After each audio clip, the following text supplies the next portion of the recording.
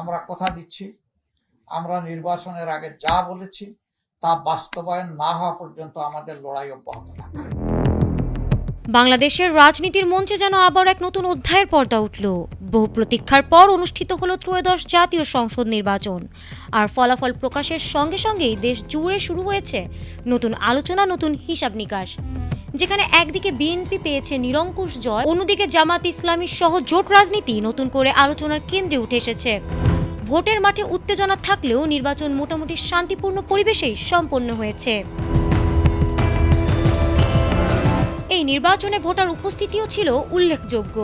প্রায় 59% বেশি ভোটার তাদের ভোটাধিকার প্রয়োগ করেছেন বলে বিভিন্ন সূত্র জানিয়েছে। নির্বাচনী ফলাফলে দেখা যায় বিএনপি প্রায় 209 থেকে 212টি আসনে জয় পেয়েছে। অন্যদিকে জামাত ইসলামী নেতৃত্বাধীন জোট পেয়েছে প্রায় 68 থেকে 77টি আসন, যা তাদের প্রধান বিরোধী শক্তি হিসেবে প্রতিষ্ঠিত করেছে। জাতীয় সংসদ নির্বাচনের পর ডক্টর শফিকুর রহমান বলেছেন, 77টি আসন নিয়ে আমরা সংসদে আমাদের উপস্থিতিকে প্রায় 4 গুণ বৃদ্ধি করেছি এবং আধুনিক বাংলাদেশের রাজনীতিতে অন্যতম শক্তিশালী বিরোধী ব্লকে পরিণত হয়েছি।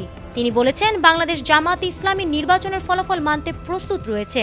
ভোট গ্রহণ ও ফল ঘোষণার ভিত্তিতে তিনি দল ও সমর্থকদের ঐক্যবদ্ধ থাকার আহ্বান জানিয়েছেন এবং বলেছেন, যারা ক্ষমতায় এসেছে তাদেরকে অবশ্যই সাধারণ মানুষের ইচ্ছার প্রতি শ্রদ্ধাশীল থাকতে হবে। তিনি আরও বলেছেন, যদি নির্বাচন সঠিকভাবে অনুষ্ঠিত হয় আমরা ফল মেনে নেব এবং সবাইকে একত্রে দেশের ভবিষ্যৎ গঠনে কাজ করতে হবে।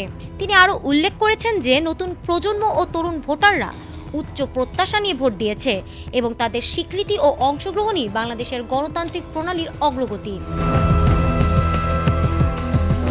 জামাতই শুধু নয়, দেশের প্রধান রাজনৈতিক দলগুলোই বর্তমান নির্বাচনে অংশ নিয়েছে।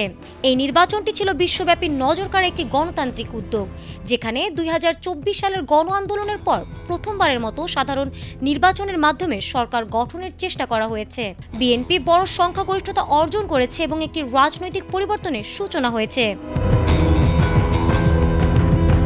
এ পরিস্থিতিতে শফিকুর রহমান দলের ভূমিকা সম্পর্কে বলেছেন, জামাত একটি দায়িত্বশীল বিরোধী দল হিসেবে কাজ করবে এবং দেশের স্থিতিশীলতা ও গণতন্ত্র রক্ষা করতে কার্যকর বিরোধী ভূমিকায় থাকবে। তিনি আশা প্রকাশ করেছেন, দেশের রাজনীতিকে আরও উজ্জ্বল ও সুবিধাজনক করে তোলার জন্য সকল রাজনৈতিক দল মিলিতভাবে কাজ করবে। জামাত তার অবস্থান থেকে সুষ্ঠু রাজনীতিকে প্রাধান্য দিয়ে নীতি নির্ভর বিরোধী ভূমিকা পালন করার ইচ্ছা প্রকাশ করেছে, যা বাংলাদেশের গণতান্ত্রিক জার্নিতে একটি উল্লেখযোগ্য পরিবর্তনের ইঙ্গিত বহন করে। এখন দেখার বিষয়, নতুন সরকার ও বিরোধী শক্তি আগামী দিনে দেশকে কোন পথে এগিয়ে নেয়। ফারহানা হক, ATN বাংলা।